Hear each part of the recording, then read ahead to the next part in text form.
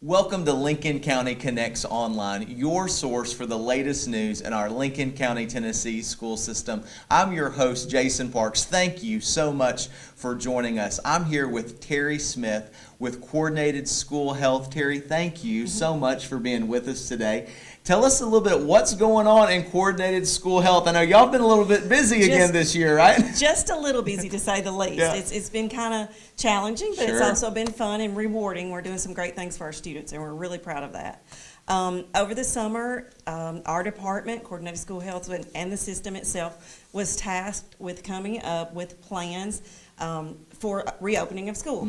The Department of Health, Department of Education kind of left it within the hands of the local districts to decide what was best for our students. So here in Lincoln County, of course, everyone knows that our push is for the whole student. So Right. that's what we look at when we made our decisions. And we wanted to leave a little bit of the decision making in the hands of the parents and come up with some guidelines that maybe we could all work through. Yeah. So we've developed a plan.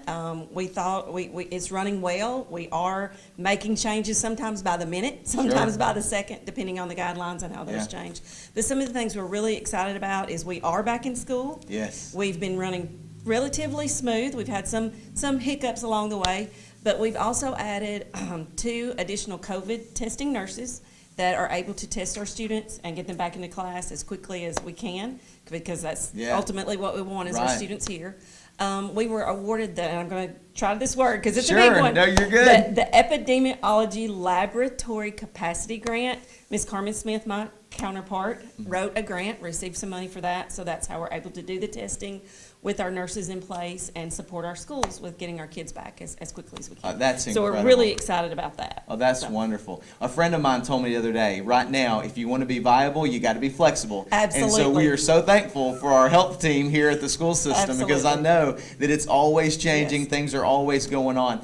Can you tell parents a little bit about the COVID guidelines that we have right now? And if they want to see them, where can they find them and get that information? Absolutely. And as I said before, our guidelines, they're changing. They're a moving target. Sure. So please be aware that we post them as often and update them regularly. And you can find the most current update on the school's website themselves. You can also sign up for some of our social media sites, our Twitter, Facebook feeds that we have.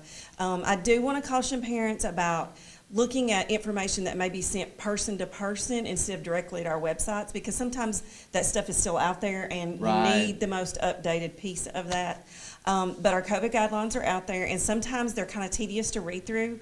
But like I said, we're trying to accommodate our students, keep them in school, make the best plan we can for parents to make the most informed decision that they possibly can for their students and the situations.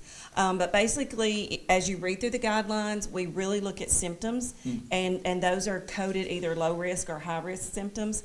And then we kind of go through a thought process on how to handle those with the students. If your student presents to the nurse with some of these symptoms, they take a look at that.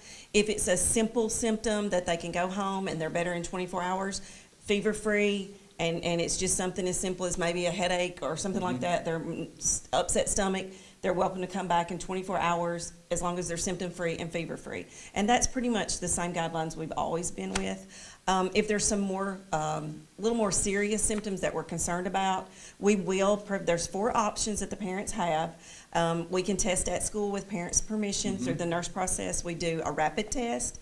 We look for a negative response there or a negative test result. If that's negative, then we will run the PCR test, which takes up to 30 minutes to run that, and it's a very intense, specific test that gives us great results. If your child is negative from that also, we get parent permission, and at that point, we do have the parents take them home for at least 24 hours because they have presented with some symptoms, and we want to make sure that they don't develop into something else. So if we do come up with the 2 negatives, we do ask the parents to take them home, monitor.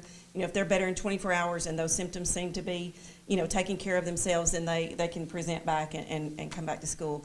Now, on the other hand, if they present positive, we do ask for the 10 days of isolation at home. They can have a positive from our school test results.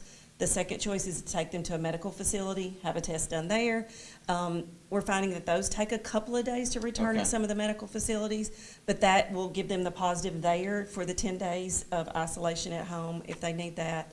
And let's see, let me refer to number 3 because I want to make sure I'm telling this right.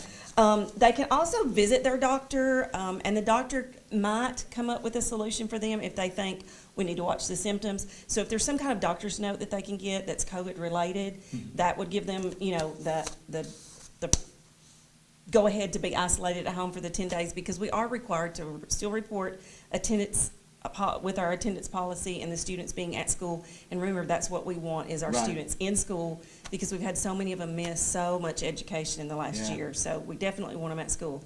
Now, another option is you can keep your child home for 10 days, and if you choose not to test, we ask that you do that, especially with the onset of symptoms that you may be seeing that could be COVID related, but that could be related to something else too. So the parents have the right of not doing a test, but just know that those days could be counted unexcused. Okay. We'll work the best we can with everybody in their certain situations, and with the ultimate goal of the students being in school. So those are kind of the 4 options that are in the guidelines. Now, we do have some updates that are coming up, and I think this kind of goes into our next little segment, but we have just added 2 more pieces to our guidelines. Okay.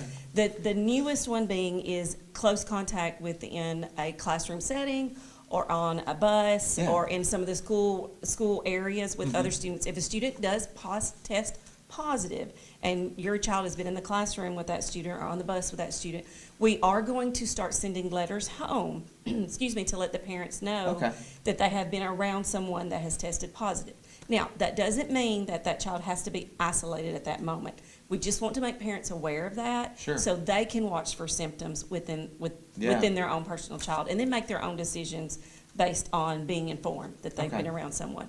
But there again, we want the students at school. We have the capability of going through those four steps. Our nurse can test, they can go to a medical facility, they can monitor at home and watch for symptoms that may come up. Let me ask you a question. What about maybe a household contact or a ball team or something like that? How is the school system handling those situations? Absolutely. The household contact, what we're doing with that now, and this is totally new information that we received on Thursday through some guidelines that have been changed.